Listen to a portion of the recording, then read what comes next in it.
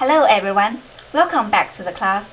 So for this Thursday, we won't have our regular synchronized session because I want you to focus in writing your peer review for the first draft of the close reading assignment. So instead, I recorded this video to introduce to you the movie we are going to watch for this Thursday and next Tuesday. That is Red Cliff, directed by the famous director John Woo. So this is a poster of the Red Cliff, and in this video I will do an introduction about the characters in this movie and alluded to how the aesthetic perspective of the director is. So first, let's take a look at the director. So the director John Woo, whose Chinese name is Wu Yusen, he actually started his career from Hong Kong because he was born in Hong Kong, and then gradually moving to Hollywood and get well recognized by the Western market as well. And one important feature for John Woo is his aestheticization of violence. If you search John Woo on the Wikipedia page or from other critics' comments, you'll see they sometimes will put John Woo side by side with other very famous directors such as Oliver Stone or Quentin Valentino. So if you are familiar with these two directors, especially Quentin Tarantino with his famous movie Kill Bill, if you have you ever heard of that? If you are familiar with these two directors, you'll get an idea of what kind of style John Woo is pursuing. And let's just take a look at the movies made John Woo famous.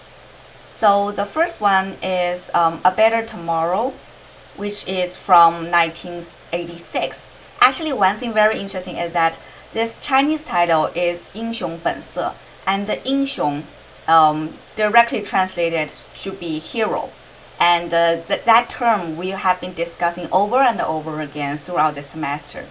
So I think maybe it's not a coincidence John Woo chose to shoot a movie about three kingdoms later in his career, because the idea of 英雄, the idea of hero, is embedded from the very beginning when he began to direct a movie.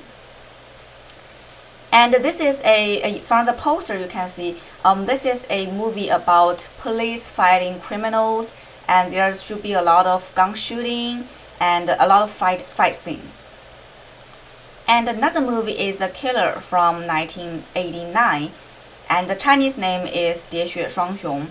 You don't need to know every meaning of every character from that title, but the 血, I can point it to you, directly translated as blood.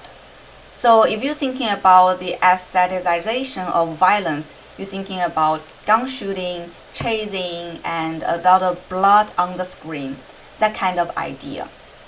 And also this is another film about how police fighting criminals and how there's a spy or traitor, all this kind of thing. And one more movie which made John Woo pretty famous in the Hollywood or in the Western market is this one, Face Off, which is from 1997, so a little bit closer to our time. And he still continues that theme of police, criminal, fighting, gun shooting, car chasing, all these. So now you can get an idea of what can be called the aestheticization of violence. That I think one definition of this kind of term is to say, in John Woo's eyes, or John Woo trying to demonstrate it to us that violence is not always ugly, or not always a negative thing. He tried to pursue the beauty of violence, or using the camera language, using his directing technique, using the script, using everything he can to make the violence beautiful. Visually, I think most of the part is for visual and maybe also for the narrative. So violence, he tried to demonstrate us violence can be beautiful, and there's some certain specific aesthetics in violence. So after watching Red Cliff, I think you will get a better idea what kind of thing John Woo considered to be the aestheticization of violence. and especially the Red Cliff fight is happened in the cold weapon time. So they don't have like Guan Yu, Zhang Fei. They don't have guns. They don't have our every kind of modern weapon. They only have like sword or spear or just fight with bare hand. All these kind of things. But if you're thinking about that, when you cut people with a sword, you will see more blood, right? So actually, I think shooting a film in the cold weapon era fits much better for Zhang Woo's idea of aestheticization of violence, or his idea of how to present the beauty in violence or in blood or all these kind of thing. So you can decide it for yourself after watching this movie. Like, did Zhang Woo do a good job to present to us the beauty in violence? Do you agree with that? And how do you think about that? So now let's turn to our movie Red Cliff. Actually, there's two movies. The Red Cliff 1 is in 2008, while the Red Cliff 2 is from 2009. So I want to make some introduction to the main characters. So first is Zhou Yu. Zhou Yu is played by Tony Liang Chaowei. And if you read the novel, you'll see supposedly Zhou Yu is depicted. Zhou Yu is a general from the Wu team, so he worked for Sun Quan. And supposedly he is very good looking and very young and talented, and a little bit arrogant as well if you read the novel carefully. So I think Liang Chaowei did a good job presenting that kind of people, and especially because Liang Chaowei is considered one of the most handsome male actors in Hong Kong at that time. So I think choose him to play Zhou Yu is a wise choice. And another character is Zhuge Liang. So Zhuge Liang is played by Takeshi Kaneshiro, and also Jin Chengwu. And again, Jin Chengwu or Takeshi Kaneshiro is considered another very handsome, very good-looking male actor at that time. So I think this image of Zhuge Liang is very good, very well represented by Takeshi Kaneshiro. You see the hairstyle, the beard, the holding the fan, and the clothing he was wearing. All these things indicated he is a scholar, and he has a lot of wisdom, and can provide you with good strategy, that kind of image. And these two guys, Zhou Yu and Zhuge Liang, actually dominate the whole movie and lead the progression of the whole story. So when you're watching this film, you will see how these two had a very interesting dynamic between them two, and also they're not only good looking but also very wise. You can see a lot of wisdom in their own dialogue and also in their acting. So I think that's very interesting, and please pay attention to the dynamics between the two. And the other main characters, we haven't introduced the kings, right? So for example, Cao Cao is played by Zhang Fengyi, and Sun Quan is played by Zhang Zhen, and Liu Bei is played by You Yong. So these are the three kings. Supposedly after this big fight, they claim their own territory and eventually settle down the divide of the whole empire into the three pieces. I think one thing very interesting is that when you just read the novel, it will be hard for you to imagine what kind of image or what kind of person all these characters are, especially their age. But when you're looking at the film, you will notice immediately Sun Quan is much younger than Cao Cao and Liu Bei. That age difference is very well represented by the appearance of the actors. And that is one thing we cannot get that directly from the novel. But the age difference is actually one of the main reasons why Sun Quan chose to collaborate with Liu Bei and fight against Cao Cao. So I think that's very interesting and should be the advantage of visualizing a novel. Some other main characters, such as Zhao Zilong, we have seen him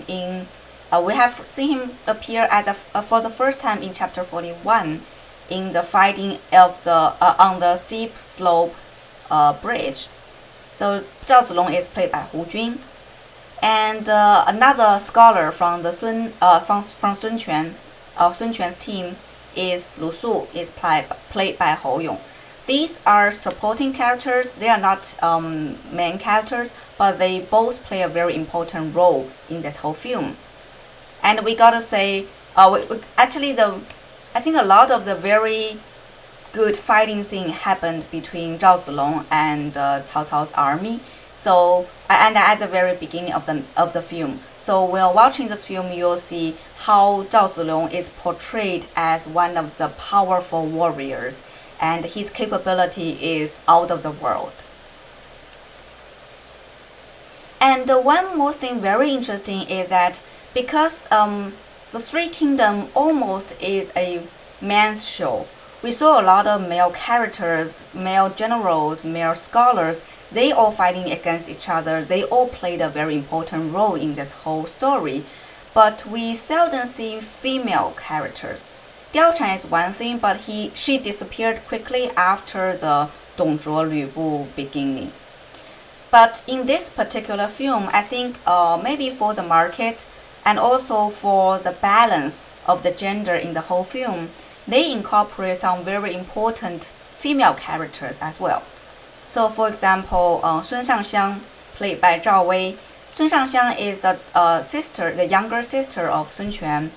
And in the novel, we only see Sun Shangxiang acting as a sort of a tool for Sun Quan, because Sun Quan wants Sun Shangxiang to marry Liu Bei, which consolidate their ally between the Wu Kingdom and the Shu Kingdom.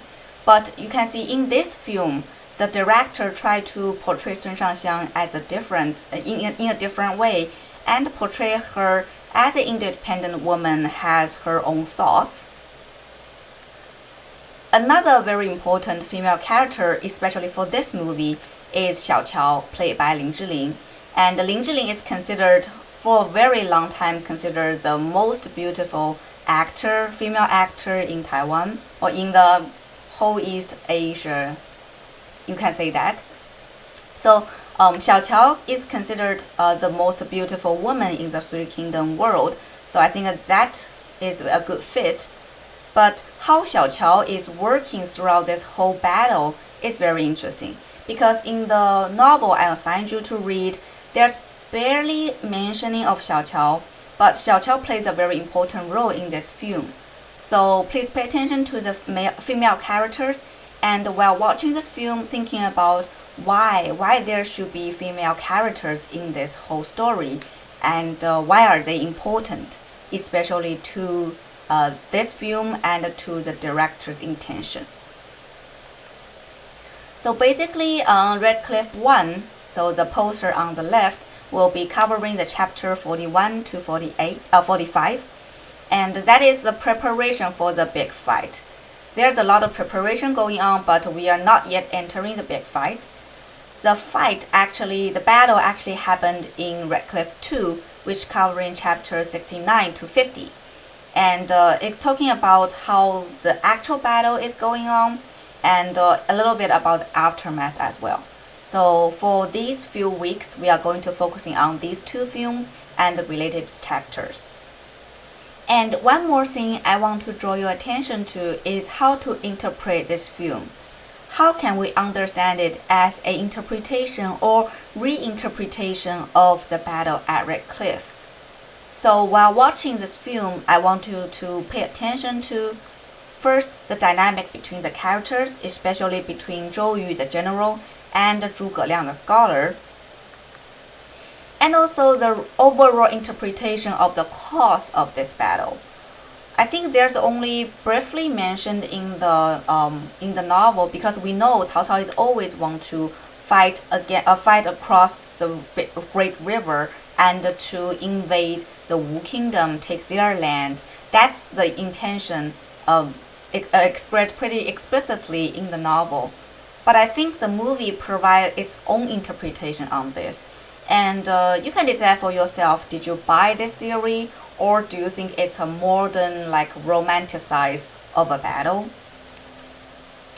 And also, please pay attention to the difference between the novel and the movie. There should be tons of differences, and even the overall feeling when you're reading the novel and have a picture in your mind while watching this film, that should be different. And just a little bit of spoiler is that in this film, there's no scene of Liu Bei throwing his son onto the ground. I think in last video I showed you a very short clip that is from the TV show. They actually, the actor of Liu Bei actually throw the son onto the ground, but there's no such thing in this film. And I'm very, very curious about your idea why the director made such a choice, because this is such a famous thing. In every retell of the story, they always keep this thing, but John Woo decided to take that off. And why? What's his intention, and how do you understand it? And lastly is that when watching this film, you will realize there's a lot of places in this film looks very awkward or a little bit off the tone. And I want to have that discussion in class, but please pay attention to which part you think could be a modern interpretation on a pre-modern story. And sometimes, do you think it works as a parody? So for parody, I mean is that the director trying to not treat the story very seriously in a way or too orthodoxically in a way, but to make it a modern interpretation, a modern adaptation, to make it a parody.